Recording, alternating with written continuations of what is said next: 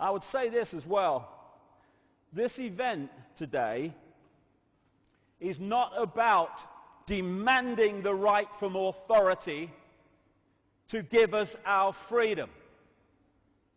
My freedom, all freedom, is our natural and eternal right, not the gift of some dark suit or uniform to decide if it's going to give it to us or not.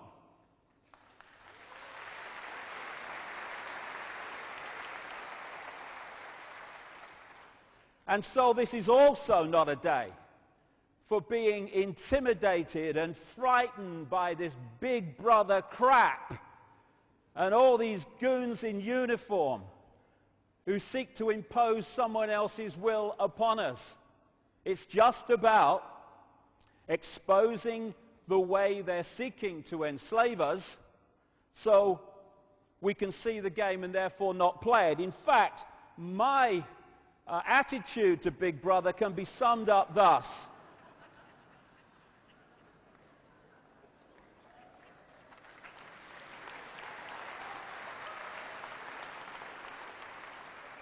Oh, Big Brother, oh my God.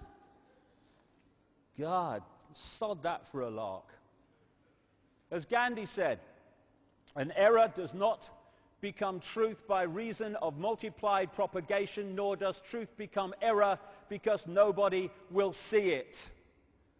Put more simply, in his words again, even if you are in a minority of one, the truth is still the truth.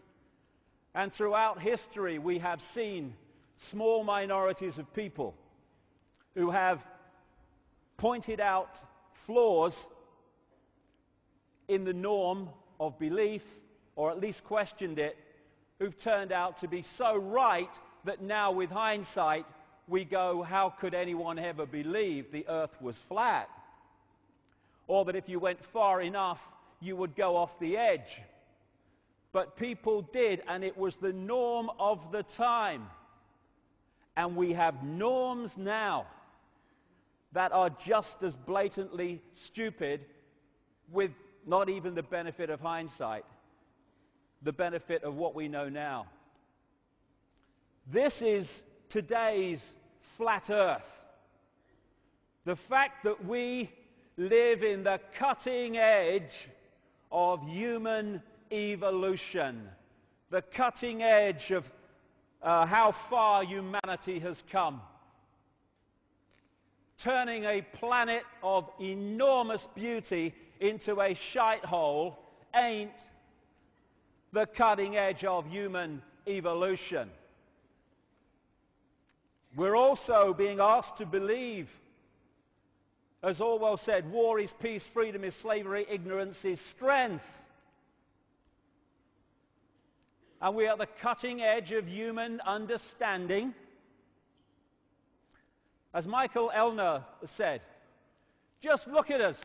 Everything is backwards. Everything is upside down. Doctors destroy health, lawyers destroy justice, universities destroy knowledge, governments destroy freedom, the major media destroys information, and religions destroy spirituality.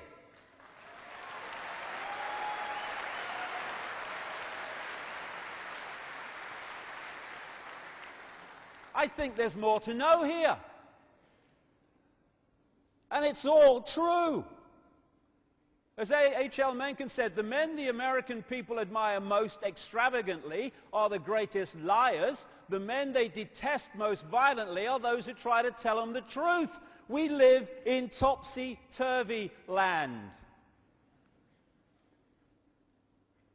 Why is everything upside down? Everything back to front? Why are there billions of bewildered people who don't understand who they are, where they are, what the whole business of life is all about? The world seems such a ball of confusion and complexity and bewilderment. But it is when you don't have the coordinates to connect things together. Because when you connect the dots, you start to see that apparent complexity as it's played out, an apparent bewilderment as it's played out, has a very seriously clear picture that emerges. Because as you connect the dots between different people, organizations, places, religions, history, suddenly the picture starts to form. Oh, so that's it. If you don't connect the dots, it's just a mass of what's all this about. When you connect the dots, you get the elephant in the living room. You can start to see daily life and the daily news, or passes for it, and all this stuff in a completely different light. And suddenly, what seemed to be incomprehensible starts to make clearer and clearer sense. And that picture, as the dots are connected, the debts too, it's all part of it, is that there are two prime realities that we are experiencing. We're experiencing the movie. That's the movie version of reality that we're given by the mainstream media, by what passes for education, and all the other sources of mainstream information, which explain away events in the world in a certain way.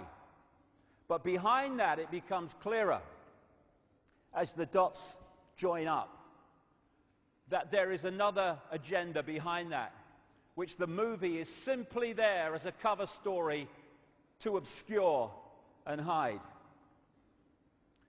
And the foundation of that cover story, or the foundation of that secret agenda, is to get billions of people on this planet to wear a mask and play out a false identity that they don't even know is false. You know, we can talk about banking scams and political scams and secret societies, and we should and we will later on as we go through this. But what those involved in the research of all this whole conspiracy stuff, I feel, need to appreciate is if that's as far as you go and no further, then you too are playing a kind of movie, because you are looking at how it's playing out instead of the real foundation from which this whole conspiracy is based. And that is manipulating people to believe they're something they are not and to forget what they really are.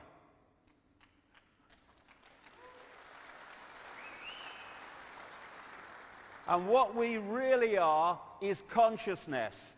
Infinite consciousness connected to all other consciousness, the seamless ocean of infinity. And we can move our point of observation around that consciousness and express and celebrate its uniqueness, but we are all of one infinite mind, one infinite consciousness. And the illusion of apartness is an experience of this reality, and its extensuation or accentuation by the manipulators is to get us to see ourselves and everything in terms of apartness instead of as a connected whole. This is symbolically, even more than symbolically, the situation that this whole conspiracy is designed to put us in a bubble of consciousness, which I call body consciousness.